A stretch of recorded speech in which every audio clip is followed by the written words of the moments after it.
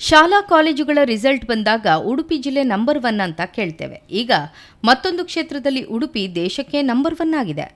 June ತಿಂಗಳ ಮಳೆಯ ಲೆಕ್ಕಾಚಾರ ನೋಡಿದಾಗ ಉಡುಪಿ ಜಿಲ್ಲೆಯಲ್ಲೇ ದೇಶದಲ್ಲೇ ದಾಖಲೆ ಮಳೆ ಸುರಿದಿದೆ. ಈ ದಾಖಲೆ ಮಳೆ ಕರಾವಳಿ ಜಿಲ್ಲೆ ಉಡುಪಿಗೆ ವರವೋ ಶಾಪವೋ. ಮುಂಗಾರು ಮತ್ತು ಮುಂಗಾರು ಪೂರ್ವ ಮಳೆ ಎರಡರಲ್ಲೂ ಹೊಸ ದಾಖಲೆಯನ್ನ ಉಡುಪಿ ಬರೆದಿದೆ.